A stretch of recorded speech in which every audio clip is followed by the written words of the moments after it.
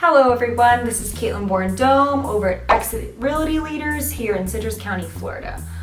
Today I'm going to be talking about how to make your house feel bigger, how to make a room feel wider, more open, how to make a space feel larger.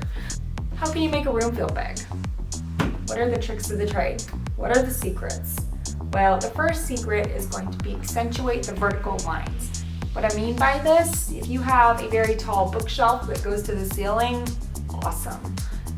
The goal is to make people look up. We don't want short and stocky furniture because then it makes the room feel like a gigantic block, very small block.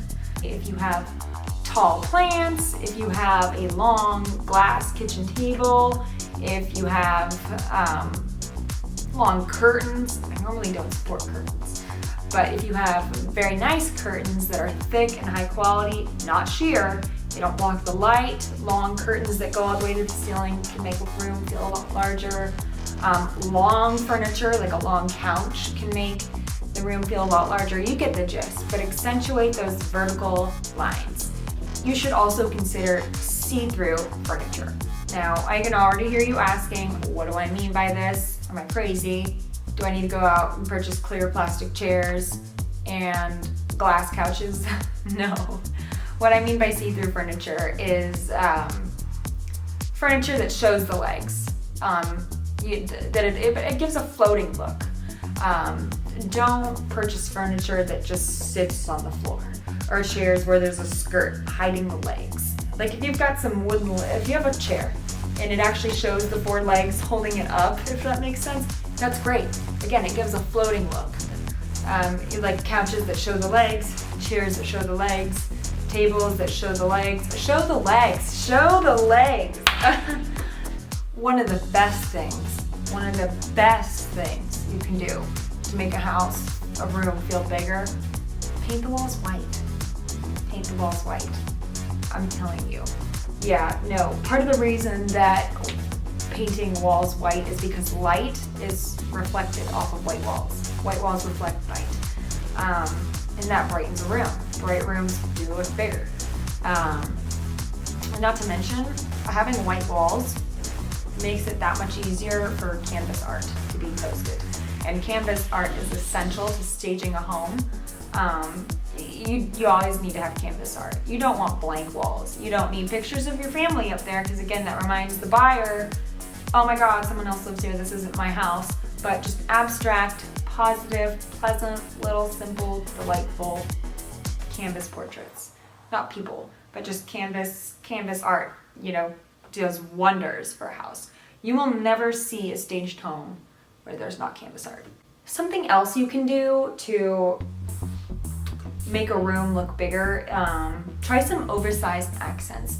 When you have a lot of really small things in a house, it can make it look very cluttered. Like a lot of very small things makes it look cluttered. But when you have one or two oversized items, like a big couch, like a really big couch, or say a really big oversized glass coffee table, I'm not sure the method behind it. I think it creates almost a depth of field in the room, but it does make a room appear larger. Something else you can do to make your house look bigger is get away from the wall. Get away from the wall.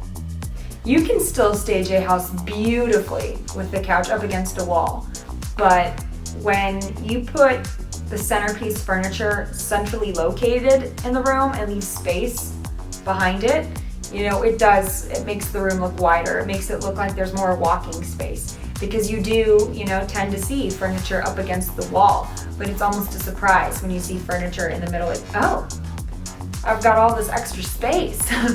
Okay, I know a lot of people aren't gonna like this one, but skip the curtains. Yeah, skip the curtains. They block light.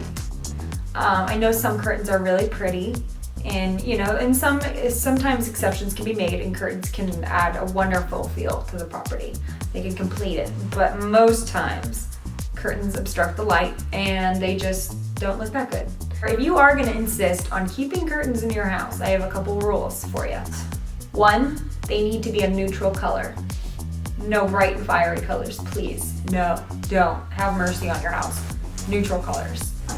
2, they need to be very long. They need to reach the floor. No shorties here. Curtains that are short. Curtains that fall just below the window. Those do tend to be cheaper curtains, and they look it. You know, I'm gonna say you need to remove all that. Get rid of that, please. The short curtains do nothing for the house. They don't make it look any bigger. They just make it look outdated. And no sheer as well, no see-through. When your curtains are see-through, it looks so old, so outdated, and just so cheap.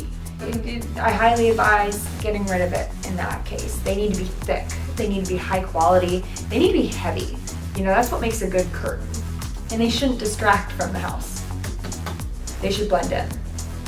As for blinds, blinds are okay. The only blinds I'm really a fan of are plantation shutters. I know a lot of people love plantation shutters. I do too. Simplify your color scheme.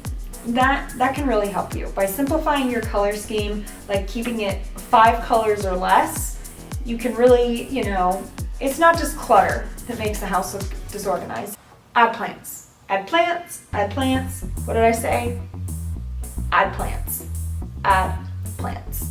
So if you've ever actually watched a video by me before or read any of my blog posts, URL, 10 plants that purify the air. If you've ever done any of that, you know, all of my posts seem to mention plants eventually.